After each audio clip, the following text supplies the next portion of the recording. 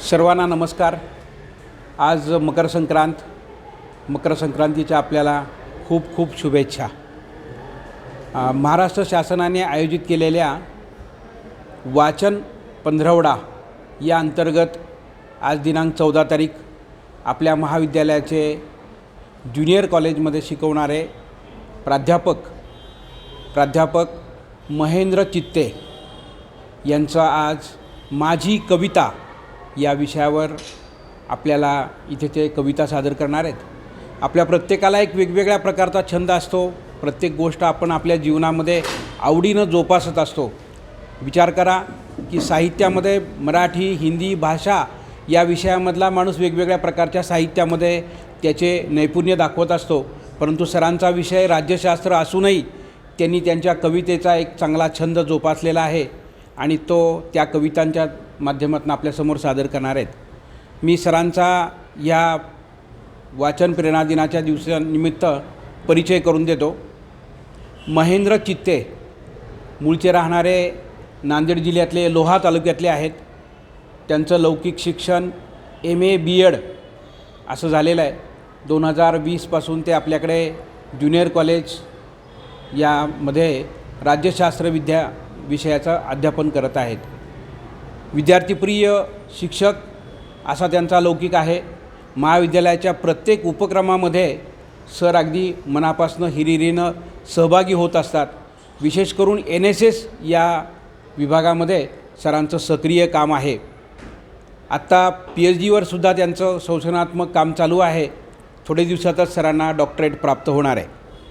मी आमच्या महाविद्यालयाच्या ग्रंथपाल professor doctor वंदना शेलार यांना विनंती करतो की त्यांनी आपल्या महाविद्यालयाची डायरी व पेन देऊन सरांचं स्वागत करावं।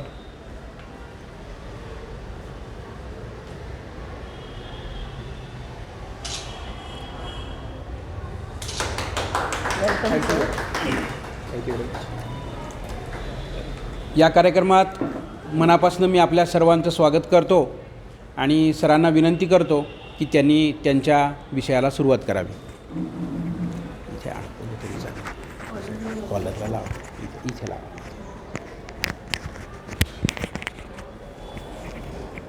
ठीक आहे, हां बस मोबाईल खाली ठेवा, मला डिस्टर्बन्स स्विच ऑफ केला आहे। हो, स्विच ऑफ।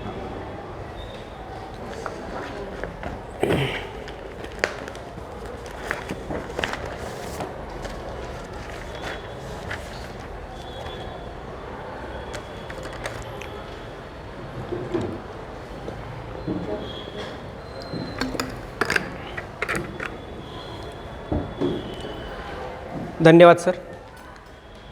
विद्यार्थ्यांनी थोडंसं पुढे आलात तर बरं होईल।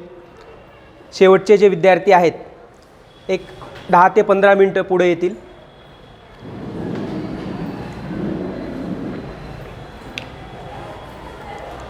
शेवटच्या 4ही विद्यार्थ्यांनी उठून पुढे यायचं आहे आणि थोडंसं असं क्रॉस होऊन बसा, म्हणजे तुम्हाला माझ्या कवितांचं रसग्रहण करता येईल। सर्वप्रथम मी या ठिकाणी आबासाहेब गरवारे महाविद्यालयाच्या वतीने आयोजित केलेल्या या वाचन संकल्प महाराष्ट्राचा या विशेष उपक्रमाचं स्वागत करतो आणि या एका विशेष उपक्रमाच्या अनुषंगाने मला या कार्यक्रमात सहभागी होण्याची संधी महाविद्यालयाच्या ग्रंथालयाच्या प्रमुख ग्रंथपाल माननीय प्रोफेसर डॉक्टर वंदना शेलार मॅडम, खाडे सर आणि तसेच इतर सर्व प्रशासकीय अधिकाऱ्यांनी ही संधी उपलब्ध करून दिली आणि त्यामुळं हा जो काही उपक्रम आहे यामध्ये मला सहभागी होता आलं। त्यामुळे या सर्वांचं मी या ठिकाणी विशेष आभार व्यक्त करतो। विद्यार्थी मित्रांनो, सरांनी माझा परिचय देताना असं सांगितलं की माझी कविता या विषयावर मी आपल्याशी संवाद साधणार आहे। माझा विषय जरी राज्यशास्त्र असला तरीसुद्धा पुस्तकांच्या वाचनासोबतच माणसांचं वाचन करणं हा माझा एक वेगळा छंद आहे। पुस्तकं तर आपण वाचतोच, मीही पुस्तकं वाचतो, पण त्यासोबतच जोडीला सोबत जीवनात येणारी माणसंही वाचणं हेही गरजेचं असतं. आणि त्या अनुषंगानं मी तो एक वेगळा छंद मनाशी जोपासलेला आहे. आणि जीवन प्रवासात येणारे अनेक व्यक्ती असतील, जीवन प्रवासात येणाऱ्या अनेक संस्था असतील, ज्यांचा प्रभाव माझ्या व्यक्तिमत्वावर पडलेला आहे. आणि अशा माणसांना वाचणं, अशा संस्थांना वाचणं आणि त्यांच्याविषयीचा काहीतरी आपल्या मनातला भाव व्यक्त करणं आणि तो शब्दातून व्यक्त करता यावा, यासाठी एक कवितेचं माध्यम म्हणून मी तो निवडलेला आहे. मी माझ्या अनेक कविता आजपर्यंत लिहिल्या आहेत. त्या कविता अजूनही प्रकाशित झालेल्या नाहीत किंवा अजूनही प्रकाशित मी केलेल्या नाहीत, पण त्या प्रकाशनाच्या वाटेवरती आहेत. लवकरच पुस्तक रूपात आपल्या सर्वांसमोर त्या उपलब्ध होतीलच, याची मी ग्वाही देतो. आणि या ठिकाणी या वाचन संकल्प महाराष्ट्राचा या विशेष उपक्रमाच्या अंतर्गत सर्वप्रथम मी माझी कविता वाचत असताना या संकल्पावरती मी काल जी कविता लिहिलेली आहे ती आज सर्वप्रथम सादर करतो आहे. वाचन संकल्प महाराष्ट्राचा. वाचन संस्कृती इथे रुजावी, वाचन संस्कृती इथे रुजावी, ध्येयवाद हा मणी. वाचन संस्कृती इथे रुजावी, ध्येयवाद हा मणी. वाचन संकल्प महाराष्ट्राचा आगमच्या अंगणी. आगम म्हणजे आबासाहेब गरवारे महाविद्यालय. वाचन संस्कृती इथे रुजावी, ध्येयवाद हा मणी. वाचन संकल्प महाराष्ट्राचा आगमच्या अंगणी. वाचन संकल्प महाराष्ट्राचा आगमच्या अंगणी. मातीला आकार देई, मातीला आकार देई कुंभार कले कलेने. मातीला आकार देई कुंभार कले कलेने. माणसांचे मस्तक घडवी पुस्तकांची पाने. माणसांची मस्तक घडवी पुस्तकांची पाने. पुस्तकांशी मैत्री करूया, पुस्तकांशी मैत्री करूया आपण आदरभावाने. पुस्तकांशी मैत्री करूया आपण आदरभावाने. तरच करतील पुस्तक आपल्या जीवनाचे सोने. तरच करतील पुस्तक आपल्या जीवनाचे सोने. वाचन संकल्प महाराष्ट्राचा. वाचन संकल्प महाराष्ट्राचा हो सुफळ संपन्न. वाचन संकल्प महाराष्ट्राचा हो सुफळ संपन्न. ज्ञानवैभवा इथे घडविण्या अक्षरशिल्पांचे तोरण. ज्ञानवैभवा इथे घडविण्या अक्षरशिल्पांचे तोरण. ग्रंथालयाच्या वाटेवरती, ग्रंथालयाच्या वाटेवरती येऊ सारे आपण. ग्रंथालयाच्या वाटेवरती येऊ सारे आपण. पुस्तक मैत्री करून पक्की समृद्ध करूया जीवन. पुस्तक मैत्री करून पक्की समृद्ध करूया जीवन. ग्रंथालय आगमचे मोठे, ग्रंथालय आगमचे मोठे ज्ञानाचा हा खजिना.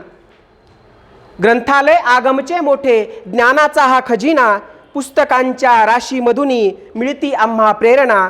पुस्तकांच्या राशीमधुनी मिळती आम्हा प्रेरणा. ग्रंथालयाच्या प्रमुख आमच्या, ग्रंथालयाच्या प्रमुख आमच्या डॉक्टर वंदना शेलार.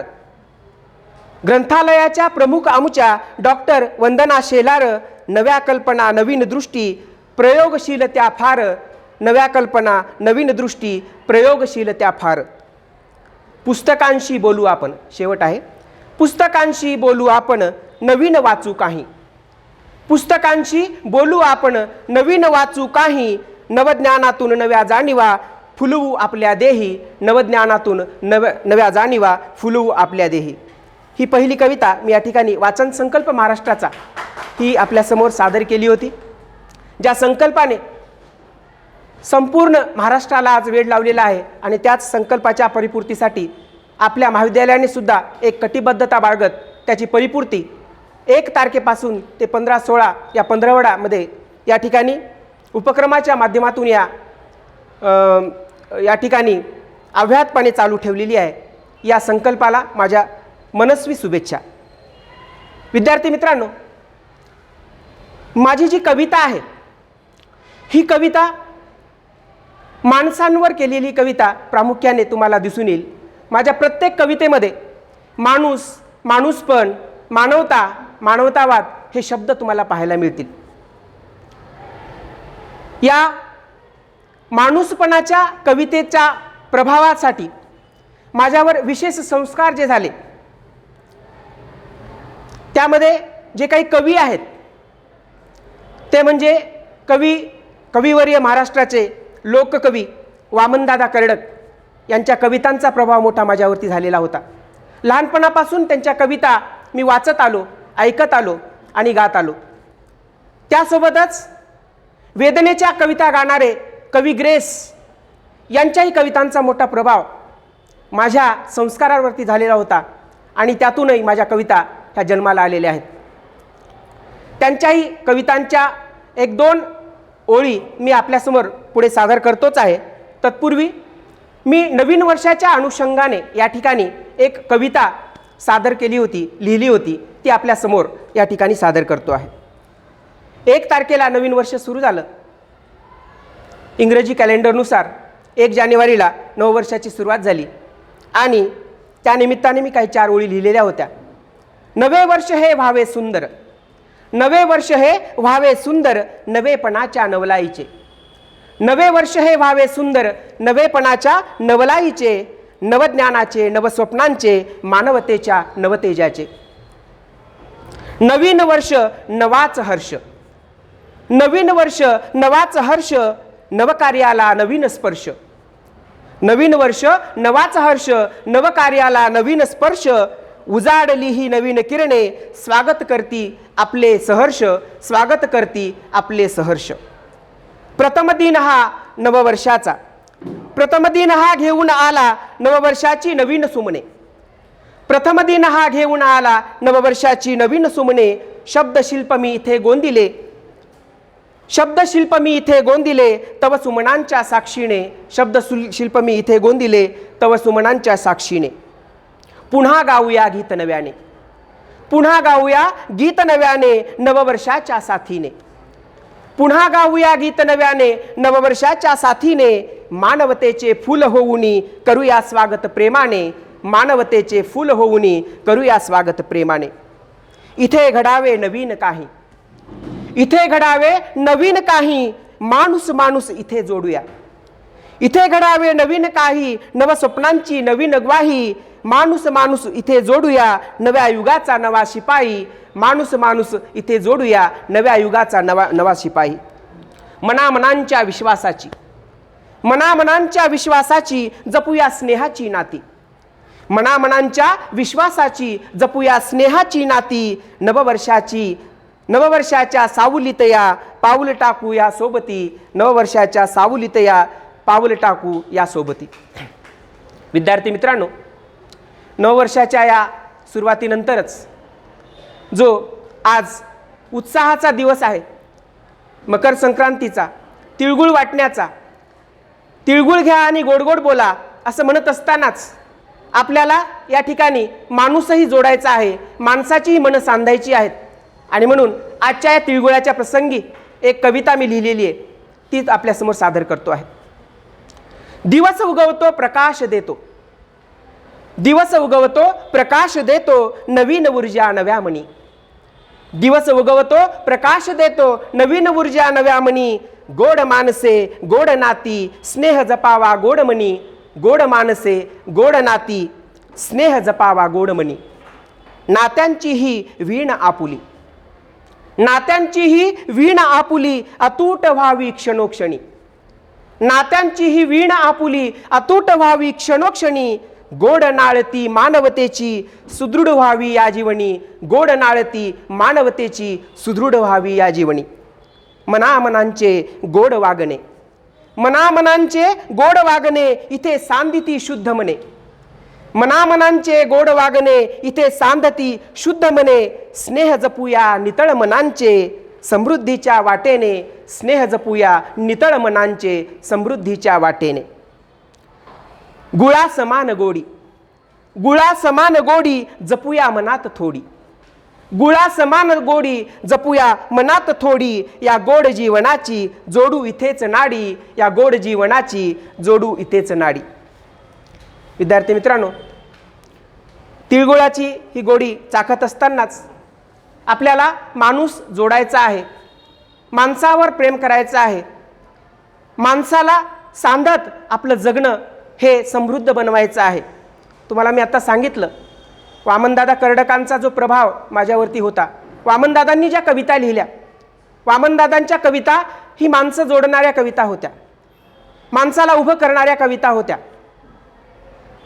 वामनदादा आपल्या एका कवितेत म्हणतात, अरे माणसा मी तुझे गीत गावे, अरे माणसा मी तुझे गीत गावे, असे गीत गावे तुझे हित व्हावे, इथे तुझे माझे असे नाते जुळावे, तुझ्या संकटाशी इथे मी लढावे, तुझे दुःख सारे गळूनी पडावे, एकाने हसावे एकाने रडावे, असे विश्व आता इथे ना उरावे.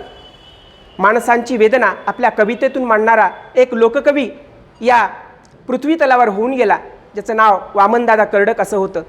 त्यांनी माणूस हा आपल्या कवितेतून साकारला, माणूस हा आपल्या कवितेतून घडवला आणि माणसाचं आयुष्य समृद्ध करण्यासाठी आपली लेखणी वाहिली, आपल्या आयुष्याचं समर्पण केलं. त्या लोककवी वामनदादांना मी आजच्या दिवशी प्रणाम करतो. विद्यार्थी मित्रांनो, या माणसाच्या वेदना गाणाऱ्या कवितेसोबतच मी आपल्या आयुष्याच्या संघर्षाची एक कविता आपल्यासमोर सादर करतो आहे. प्रत्येक व्यक्तीच्या आयुष्यात एक संघर्ष असतो, संघर्षाशिवाय जीवन हे व्यर्थ आहे. संघर्षच माणसाला बलवान बनवतो आणि संघर्षच माणसाला मोठं करत असतो. आणि म्हणून त्या संघर्षावरती एक कविता मी लिहिली होती, ती आपल्यासमोर सादर करण्याचा प्रयत्न करतो आहे. इथे आसवांना उरी झेलताना, इथे आसवांना उरी झेलताना, ओठात हासू उगी पेलत आहे. इथे आसवांना उरी झेलताना, ओठात हासू उरी पेलत आहे. आयुष्याला वाटे इथे स्थिरता मोलाची, आयुष्याला वाटे येते स्थिरता मोलाची. नका नका हो प्रसिद्धीची झोतती फुकाची, नका नका हो प्रसिद्धीची झोतती फुकाची. जगण्याच्या ह्या कोलाहली, जगण्याच्या ह्या कोलाहली संघर्षाच्या वाटा, जगण्याच्या ह्या कोलाहली संघर्षाच्या वाटा. काटे कुटे वळणावरती वेदनेच्या लाटा, काटे कुटे वळणावरती वेदनेच्या लाटा. आसवांच्या सरी बरसती, आसवांच्या सरी बरसती उरातल्या अंतरी, आसवांच्या सरी बरसती उरातल्या अंतरी. जीवन गाणे सुंदर व्हावे आयुष्याच्या दारी, जीवन गाणे सुंदर व्हावे आयुष्याच्या दारी. वितभर पोटासाठी चाले, वितभर पोटासाठी चाले धडपड दारोदारी, वितभर पोटासाठी चाले धडपड दारोदारी. भाकरीचा चंद्र शोधते नजर चातकापरी, भाकरीचा चंद्र शोधते नजर चातकापरी. तुम्हास वाटे इथे बनावा, तुम्हास वाटे इथे बनावा माणूस आपला मोठा, तुम्हास वाटे इथे बनावा माणूस आपला मोठा. व्यवस्थेच्या वाटेवरती अडचणींचा काटा, व्यवस्थेच्या वाटेवरती अडचणींचा काटा. या कवितेचा शेवट आहे. स्वप्ने इथे जुनीती, स्वप्ने इथे जुनीती पाहतो पुन्हा नव्यानी, स्वप्ने इथे जुनीती पाहतो पुन्हा नव्यानी. डोळ्यात आसवेही करती मला शहाणी, डोळ्यात आसवेही करती मला शहाणी. विद्यार्थी मित्रांनो, या संघर्षाच्या कवितेच्या नंतर मी या ठिकाणी कवी ग्रेसांची एक कविता या ठिकाणी सादर करतो आहे. मी तुम्हाला सुरुवातीला सांगितलं की माझ्या कवितांवर ग्रेसांच्या कवितेचा प्रभाव आहे आणि वामनदादांच्या कवितेचा खूप मोठा प्रभाव आहे. त्या ग्रेसांच्या कविता, ग्रेसांचं खरं नाव माणिक गोडघाटे असं आहे. कवी ग्रेस असं त्यांना टोपण नावानं ओळखलं जातं. त्यांना वेदना मांडणारा कवी, दुःख मांडणारा कवी अशी त्यांची प्रचिती आहे. त्यांनी आईवरती एक अतिशय सुंदर भाष्य आपल्या कवितेतून केलेलं आहे. त्यांच्या त्या भाष्याचं गेयामध्ये रूपांतरण गेय कविता म्हणून ती झालेलं आहे आणि ती गेय कविता मी आपल्यासमोर गाण्याचा प्रयत्न करतो आहे. ती गेली तेव्हा रिमझिम पाऊस निनादत होता, ती गेली तेव्हा रिमझिम पाऊस निनादत होता, मेघात अडकली किरणे, हा सूर्य सोडवित होता, ती गेली तेव्हा रिमझिम पाऊस निनादत होता, ती आई होती म्हणूनी घन व्याकुळ मीही रडलो, ती आई होती म्हणूनी घन व्याकुळ मीही रडलो, त्यावेळी वारा सावध पाचोळा उडवित होता, ती गेली तेव्हा रिमझिम पाऊस निनादत होता, अंगणात गमले मजला, अंगणात गमले मजला, संपले बालपण माझे, अंगणात गमले मजला, संपले बालपण माझे, खिडकीवर अवचित तेव्हा कंदील एकटा होता, ती गेली तेव्हा रिमझिम पाऊस निनादत होता, ती गेली तेव्हा रिमझिम पाऊस निनादत होता. अशा प्रकारे आईच्या वेदनेची कविता, आईच्या विरहाची कविता ग्रेसांनी त्या ठिकाणी मांडलेली आहे. ती मी आपल्यासमोर सादर केली. माझ्या आवाजाचा भाव लक्षात न घेता त्या गीतातल्या शब्दांचा भाव आपण लक्षात घ्यावा. कारण मी कुठला गायक नाही, कुठला कवीही नाही किंवा कुठला वक्ताही नाही, पण माझ्या छंदातून निर्माण झालेल्या कविता मी आपल्यासमोर सादर करतो आहे. त्यामुळे माझ्या आवाजाकडे लक्ष न देता कवितेतल्या भावाकडे आणि त्या शब्दांकडे आपलं लक्ष असावं, ही माझी आपल्याला विनंती आहे.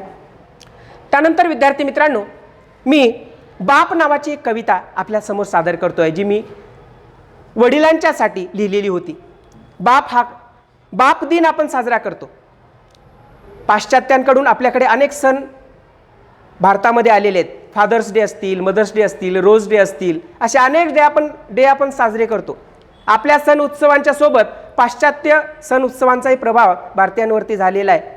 त्यातून बाप दिन आपण साजरा करतो, फादर्स डे आपण साजरा करतो. आपल्याला त्या फादर्स डेच्या दिवशी किंवा बाप दिनाच्या दिवशीच बापाची आठवण होता कामा नये. कारण बापाने आपलं आयुष्य आपल्या साऱ्यांच्या आयुष्यासाठी झिजवलेलं असतं. साऱ्यांचा बाप हा सर्व त्या संघर्षाच्या वाटेतून गेलेला असतो. आणि म्हणून बाप या कवितेतून वडील किंवा बाप हा मी मांडण्याचा प्रयत्न करतो आहे.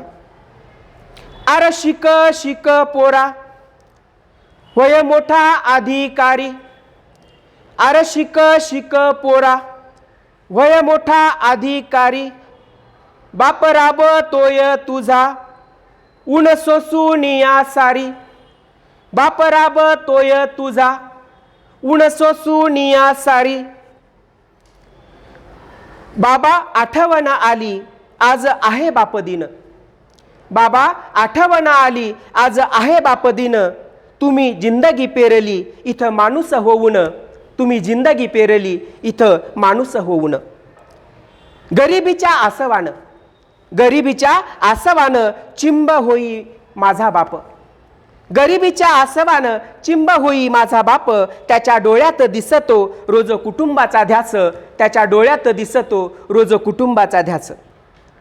त्याच्या घामातून येतो, त्याच्या घामातून येतो उभ्या स्वप्नांचा सुवास. बापाच्या घामातून स्वप्नांचा सुवास येत असतो आणि म्हणून त्याच्या घामातून येतो उभ्या स्वप्नांचा सुवास. बाप राबत म्हणतो पोर शिकत या माझं, बाप राबत म्हणतो पोर शिकत या माझं. बाप साधा भोळा माझा, बाप साधा भोळा माझा त्याच्या अंतरी करुणा, बाप साधा भोळा माझा त्याच्या अंतरी करुणा. त्यानं आयुष्य सांधलं मनी जपून वेदना, त्यानं आयुष्य सांधलं मणी जपून वेदना. बाप हळव्या मनाचा, बाप हळव्या मनाचा त्याला विरह सोसना. बाप हळव्या मनाचा त्याला विरह सोसना. जाता काळी जते दूर उरी हुंद कामायेना. जाता काळी जते दूर उरी हुंद कामायेना. जाता काळी जते दूर उरी हुंद कामायेना. विद्यार्थी मित्रांनो, या ठिकाणी बाप नावाची कविता या ठिकाणी सादर केल्याच्या नंतर पुन्हा एकदा मी या ठिकाणी वामनदादाची आठवण घेऊन वामनदादाच्या कवितेतला एक भाव या ठिकाणी आपल्यासमोर सादर करण्याचा प्रयत्न करतो आहे. वामनदादांनी ज्या कविता लिहिल्या, या कविता माणसांचं जगणं चितारणाऱ्या कविता होत्या. वामनदादांच्या कविता या माणसांना माणूस पण बहाल करणाऱ्या कविता होत्या. त्यांच्या कवितेतला एक अंश या ठिकाणी मी सादर करण्याचा प्रयत्न करतो आहे पुन्हा एकदा. त्यांनी स्वातंत्र्यावरती एक कविता लिहिलेली होती. स्वातंत्र्य आज आपलं 78मध्ये गेलेलं आहे. भारतीय स्वातंत्र्याच्या 78मध्ये आपण प्रवेश केला आहे. 75 स्वातंत्र्यानं साजरी केली. 77-78मध्ये आज स्वातंत्र्य आपलं पुढे जात आहे. शतकाकडे वाटचाल आपल्या स्वातंत्र्याची होते आहे. आणि त्या स्वातंत्र्यावरती वामनदादांनी त्या काळामध्ये कविता केलेली आहे. आणि ते स्वातंत्र्याच्या संदर्भात म्हणतात. ही गेय कविता त्यांची मी सादर करतो आहे. स्वातंत्र्याचा अर्थ हा कळू द्या. स्वातंत्र्याचा अर्थ हा कळू द्या. आता तरी गरीबाला घास मिळू द्या रे. आता तरी गरीबाला घास मिळू द्या.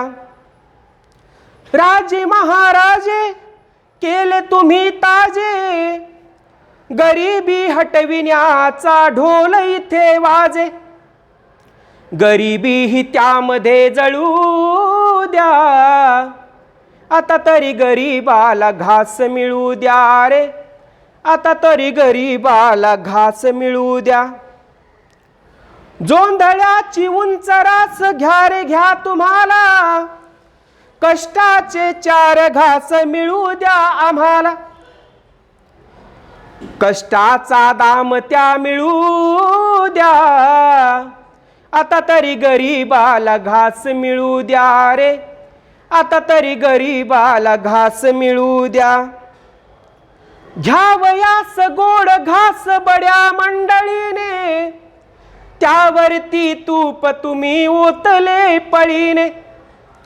इकडे आता पळी ती वळू द्या. आता तरी गरीबाला घास मिळू द्या रे. आता तरी गरीबाला घास मिळू द्या. घाम गाळी कष्ट करी शेतकरी राजा. कष्टाचे चीज त्यास मिळू द्या रे त्याला. घामाचा दाम त्या मिळू द्या. आता तरी गरीबाला घास मिळू द्या रे. आता तरी गरीबाला घास मिळू द्या. स्वातंत्र्याच्या 78तही आज भारत आणि इंडिया असा संघर्ष भारतात चालू असताना वामनदादाची ही स्वातंत्र्यावरची कविता अतिशय मर्मबोधक ठरते.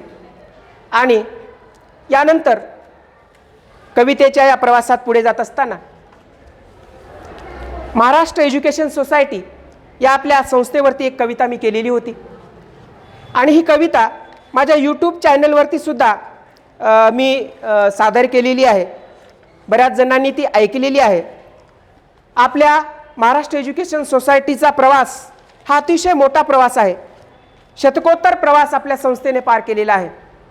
महाराष्ट्र एज्युकेशन सोसायटी या संस्थेच्या प्रवासाच्या संदर्भात एक छोटीशी कविता मी केलेली होती. ती आपल्यासमोर या ठिकाणी सादर करतो आहे. मये सोचे बीज पेरले.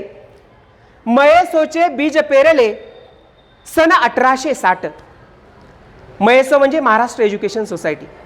आपण ज्या संस्थेमध्ये शिक्षण घेत आहोत त्या संस्थेच्या आबासाहेब गरवारे महाविद्यालयामध्ये आपण शिक्षण घेत आहोत.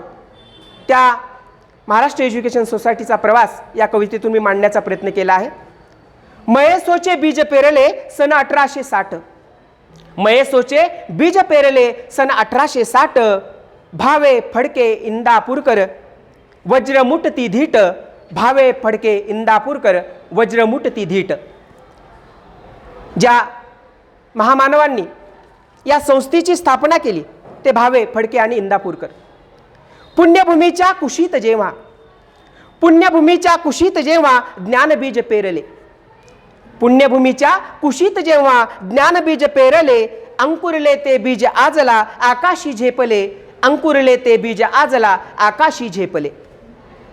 क्रियेविन वाचाळता, आपल्या संस्थेचं जे काही ब्रीद वाक्य आहे, क्रियेविन वाचाळता व्यर्थ आहे फार, क्रियेविन वाचाळता व्यर्थ आहे फार. मना मनांवर इथे कोरले कर्तृत्वाचे सार, मना मनांवर इथे कोरले कर्तृत्वाचे सार.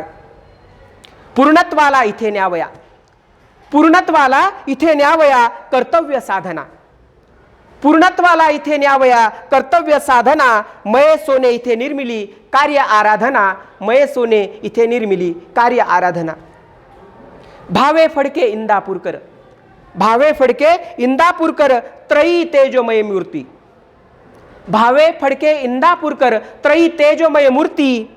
शतकानंतर इथे उजळल्या ज्ञान तपस्वी कीर्ती, शतकानंतर इथे उजळल्या ज्ञान तपस्वी कीर्ती. नव्या भारता इथे घडविण्या, नव्या भारता इथे घडविण्या परंपरा शतकाची, नव्या भारता इथे घडविण्या परंपरा शतकाची. महाराष्ट्राच्या खेडोपाडी कीर्ती मायेसोची, महाराष्ट्राच्या खेडोपाडी कीर्ती मायेसोची. नव्या जगातील नवीन स्वप्ने, नव्या जगातील नवीन स्वप्ने आकाराला येती, नव्या जगातील नवीन स्वप्ने आकाराला येती. मयेसोच्या उदरामधुनी फलद्रुपती होती, मयेसोच्या उदरामधुनी फलद्रुपती होती. मयेसोतून नव्या जगाचा, मयेसोतून नव्या जगाचा माणूस येथे घडतो आहे, मयेसोतून नव्या जगाचा माणूस येथे घडतो आहे. वटवृक्ष हा विशालतेने राष्ट्र निर्मिती करतो आहे, वटवृक्ष हा विशालतेने राष्ट्र निर्मिती करतो आहे.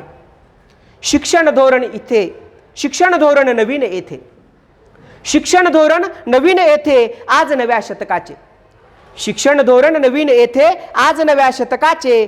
समर्प झाली मयेसोही लक्ष नव्या स्वप्नांचे, समरूप झाली मयेसोही लक्ष नव्या स्वप्नांचे. नवी क्षितिजे नवी धोरणे, नवी क्षितिजे नवी धोरणे, नव्या युगाची नव आव्हाने, नवी क्षितिजे नवी धोरणे, नव्या युगाची नव आव्हाने. मयेसोचा ज्ञानवृक्ष हा शतकोत्तरही फुलतो आहे, मयेसोचा ज्ञानवृक्ष हा शतकोत्तरही फुलतो आहे. या कवितेचा शेवट आहे. वर्धिष्णू अन हो चिरायू, वर्धिष्णू अन हो चिरायू मयेसोचा वर्धापन दिन. मयेसोच्या वर्धापन दिनाच्या निमित्ताने ही कविता केलेली होती. वर्धिष्णू अन हो चिरायू मयेसोचा वर्धापन दिन. ज्ञान ज्ञान दीप हा तेवत राहो भारत भूवर इथे चिरंतन, ज्ञानदीप हा तेवत राहो भारत भूवर इथे चिरंतन, ज्ञानदीप हा तेवत राहो भारत भूवर इथे चिरंतन. विद्यार्थी मित्रांनो, या ठिकाणी महाराष्ट्र एज्युकेशन सोसायटीच्या प्रवासाच्या संदर्भातली ही कविता आपल्यासमोर मी सादर केली. महाराष्ट्र एज्युकेशन सोसायटी अतिशय कष्टातून संघर्षातून पुढे आलेली आपली संस्था आहे. छोटंसं रूप आज वटवृक्षात रूपांतरण झालेलं आहे. शतकाच्या ही पलीकडे वाटचाल संस्थेने आपल्या केलेली आहे. आपण सारे या संस्थेचे बीजांकुरण आहोत, या संस्थेच्या रोपट्याखाली वाढणारे विद्यार्थी आहोत. खेड्यापाड्यातून आलेला विद्यार्थी इथे शिकतो आणि ज्ञान घेऊन पुढे जाऊन मोठा होतो. अशी आपली मोठी संस्था जगाला एक नवी दिशा दाखवण्याचं काम करते आहे. विद्यार्थी मित्रांनो, या ठिकाणी एक मैत्रीवरती कविता मी केलेली होती, ती आपल्यासमोर सादर करण्याचा प्रयत्न करतो आहे. शेवटच्या 1-2 कविता आणि त्या ठिकाणी मी थांबण्याचा प्रयत्न करतो आहे. एक मैत्रीवरती कविता मी केली होती. मित्र हा आपल्या प्रत्येकाला असतो. पुस्तकाशी मैत्री करावी हे तर आपण पाहिलंच. पुस्तक मैत्रीची कविता या वाचन संकल्प पूर्तीच्या निमित्तानं मी आपल्यासमोर सादर केलीच. त्यासोबतच आपल्या जीवनामध्ये माणूस जोडणारी मित्र असतात, माणसांना घडवणारी मित्र असतात. माणसाच्या सहवासातच माणूस मोठा होत जातो आणि माणूसच माणसाचा विचार करतो, माणूसच माणसाच्या वेदनेची पूर्तता करत असतो, माणूसच माणसाच्या वेदनेच्या संवेदनेपर्यंत पोहोचत असतो. असं म्हटलं जातं की वेदनेच्या खोलडोही आसवांची वर्तुळे, धावली सावराया काही वेळी पाखरे, भावनांच्या सावल्या सांडल्या वाटेवरी, कोठून एकत्र आली भावनांची वादळे, कोठून एकत्र आली भावनांची वादळे. माणसं हे माणसांच्या वेदना जाणतात आणि म्हणूनच मित्राच्यासाठीची एक कविता मी केलेली होती, ती आपल्यासमोर सादर करतो आहे. मैत्र जीवाचे सुंदर आपुले, मैत्र जीवाचे सुंदर आपुले, मानवतेचे मिलन घडविते. मैत्र जीवाचे सुंदर आपुले, मानवतेचे मिलन घडविते. ऊर्जा देऊन जगण्याला ती सुखदुःखाच्या सरी झेलते, ऊर्जा देऊन जगण्याला ती सुखदुःखाच्या सरी झेलते. मैत्र जीवाचे आणि प्रेमाचे, मैत्र जीवाचे आणि प्रेमाचे मने आपली इथे सांधते. मैत्र जीवाचे आणि प्रेमाचे मने आपुली इथे सांधते. मित्रत्वाला प्रगल्भ करुणी काळजातल्या ठाई वसते, मित्रत्वाला प्रगल्भ करुणी काळजातल्या ठाई वसते. अंतरातल्या ओलाव्यातून, अंतरातल्या ओलाव्यातून मैत्र जीवाचे जुळते, अंतरातल्या ओलाव्यातून मैत्र जीवाचे जुळते. निखळ निकोपी आणि मोकळे मैत्र जीवांचे फुलते, निखळ निकोपी आणि मोकळे मैत्र जीवांचे फुलते. या हृदयीचे त्या हृदयाला, या हृदयीचे त्या हृदयाला नाळ इथे जोडिते, या हृदयीचे त्या हृदयाला नाळ इथे जोडिते. श्वासांच्या तव स्पंदनातुनी मैत्र जीवांचे जपते, श्वासांच्या तव स्पंदनातुनी मैत्र जीवांचे जपते. जीवनातल्या वाटेवरती, जीवनातल्या वाटेवरती काट्यांच्या ह्या राशी, पाठी राखे मैत्र जीवांचे उभे आज पाठीशी, पाठी राखे मैत्र जीवांचे उभे आज पाठीशी. शेवट आहे या कवितेचा. नात्यांच्या या मैफिलीतले, नात्यांच्या या मैफिलीतले गोड नाते मित्रत्वाचे, नात्यांच्या या मैफिलीतले गोड नाते मित्रत्वाचे. नितळ मनांचा जसा काजवा तसे आपुले मैत्र जीवाचे, नितळ मनांचा जसा काजवा तसे आपुले मैत्र जीवांचे, नितळ मनांचा जसा काजवा तसे आपुले मैत्र जीवाचे. विद्यार्थी मित्रांनो, या ठिकाणी पुस्तकांशी मैत्री करणारी पुस्तक मैत्री कविता मी सादर केली, मित्रावरची कविता सादर केली, बापावरची कविता सादर केली. आता एक शेवटची आईवरची कविता मी या ठिकाणी सादर करतो आहे, जी कविता वामनदादाच्या प्रेरणेतून कविवर्य भाऊ पंचभाई यांनी लिहिलेली होती आणि अनिरुद्ध बनकर या महाराष्ट्राच्या मोठ्या गायकानं ती गायलेली होती, शब्दबद्ध केलेली होती. ती कविता आईच्या वेदना जाणणारी, आईच्या व्यथा मांडणारी, ग्रामीण भागातली आई आपलं जगणं कसं मांडते, आपलं जगणं कसं पुढं घेऊन जाते, यावरती भाष्य करणारी ही कविता आईवरची मी आपल्या पुढे सादर करतो आहे. ही कविता बऱ्याच जणांनी ऐकलीही असेल. या कवितेने माझ्यावर खूप प्रभाव केला. ही कविता मला खूप आवडते, म्हणून ही एक शेवटची कविता मी आपल्या समोर सादर करतो आणि नंतर या ठिकाणी थांबतो. एक वाळलेली काळी माह्या अंगणात आली मले फुलव म्हणाली, मले फुलव म्हणाली, मले फुलव म्हणाली, मले फुलव म्हणाली. एक वाळलेली काळी माह्या अंगणात आली मले फुलव म्हणाली, मले फुलव म्हणाली, मले फुलव म्हणाली, मले फुलव म्हणाली. तिले बिलगता जीव माया होय का साईस, तिले बिलगता जीव माया होय का साईस. तिले इथं बी उपास, तिले तिथं बी उपास. महिमाय माय, महिमाय. या कवितेतले शब्द वऱ्हाडी भाषेतले आहेत आणि म्हणून काही शब्द त्या भाषेतून आलेले असल्यामुळे आपण जाणून घेण्याचा प्रयत्न करावा. तिले बिलगता जीव माया होय का साईस. तिले इथं बी उपास, तिले तिथं बी उपास. महिमाय माय, महिमाय. तिच्या पापण्याची सर नाही चाफ्याच्या कळीले, तिच्या डोळ्याले लाजून कसे हरीण पळाले, कसे हरीण पळाले. एक वाळलेली काडी माह्या अंगणात आली मले फुलव म्हणाली, मले फुलव म्हणाली, मले फुलव म्हणाली, मले फुलव म्हणाली. तिचे गोरे गोरे हात बापा काळे कसे झाले, कुण्या पांदणीना गेले माती गोट्याच्या कामाले. महिमाय माय महिमाय महिमाय महिमाय, कशी ठेच गा लागली कसे रगत निघाले. तिच्या दुःख ज्ञान दुःख लागे पाला पाचोळ्याले. महिमाय माय महिमाय, एक वाळलेली काडी माह्या अंगणात आली मले फुलव म्हणाली, मले फुलव म्हणाली, मले फुलव म्हणाली, मले फुलव म्हणाली. दूर रानात हिंडते गाई बकऱ्या ढुंडते, दूर रानात हिंडते गुरे बंधारे ढुंडते. गाई बकऱ्या चारते गाव गुगन राखते. महिमाय माय महिमाय महिमाय महिमाय, मंग गवत कापते डोई भारा उचलते. भारा इकासाठी जाते चारपय के आणते.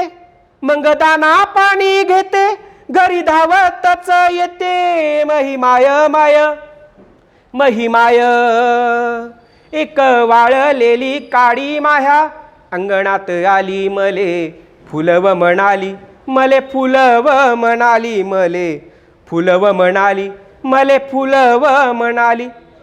भूक पोटात पेटते नाही भेटे रे भाकर, भूक पोटात पेटते नाही भेटे रे भाकर. तिचे इवलेशे बाळ हिंडते या दारोदार. महिमाय माय महिमाय महिमाय महिमाय, माय थकलेली माझी सारा संसार पेलते. साऱ्या संसाराचं ओझ माय हसत झेलते. महिमाय माय महिमाय महिमाय महिमाय. शेवट आहे, हो अशी पेटलेली काडी माह्या अंगणात आली बाळा शिकरे म्हणाली, मोठा साहेब हो म्हणाली बाळा शिकरे म्हणाली, मोठा साहेब हो म्हणाली. रान फुलव म्हणाली बाळा शिकरे म्हणाली, रान फुलव म्हणाली, मोठा साहेब हो म्हणाली, मोठा साहेब हो म्हणाली, मोठा साहेब हो म्हणाली. विद्यार्थी मित्रांनो, या ठिकाणी मी माझा हा कवितेचा प्रवास संपवतो आहे. मला या ठिकाणी या वाचन संकल्प महाराष्ट्राचा या उपक्रमाअंतर्गत बोलण्याची संधी आमच्या महाविद्यालयाच्या ग्रंथपाल डॉक्टर वंदना शेलार मॅडम यांनी उपलब्ध करून दिली. त्याबद्दल मी पुनश्च एकदा वंदना शेलार मॅडम यांचे विशेष आभार व्यक्त करतो. खाडे सर असतील, आमचे धावरे सर असतील आणि ग्रंथालय प्रशासनाचे सर्व अधिकारी कर्मचारी या सर्वांचे मनपूर्वक या ठिकाणी धन्यवाद व्यक्त करतो आणि या ठिकाणी थांबतो. धन्यवाद.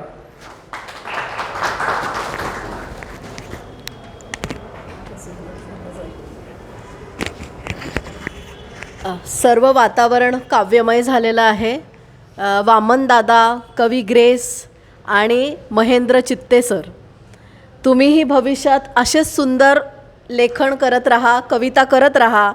महेश चित्ते सरांनी आज सुट्टी असून देखील आपल्या महाविद्यालयात ते आले आणि त्यांची तब्येत ठीक नाही आहे, पण त्यांच्या आवाजावरनं त्यांनी अजिबात आपल्या सर्वांना काहीच जाणू दिलं नाही आणि सगळे विद्यार्थी असे मंत्रमुग्ध झालेले आहेत.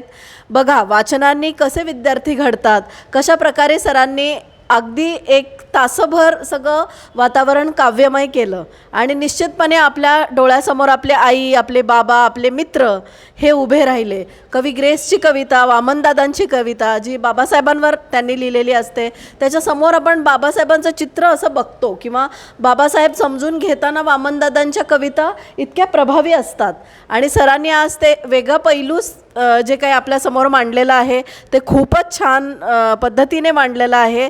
सर, महाविद्यालयातर्फे आणि ग्रंथालय विभागातर्फे मी आपले आभार मानते आणि तुम्हाला भविष्यासाठी खूप खूप शुभेच्छा. तुमचा हा जो काही कविता संग्रह आहे हा लवकरच प्रकाशित हो आणि प्रकाशन समारंभाला आम्हाला तुम्ही बोलवावं अशी मी इच्छा करते आणि तुम्हाला धन्यवाद देते. Thank you so much.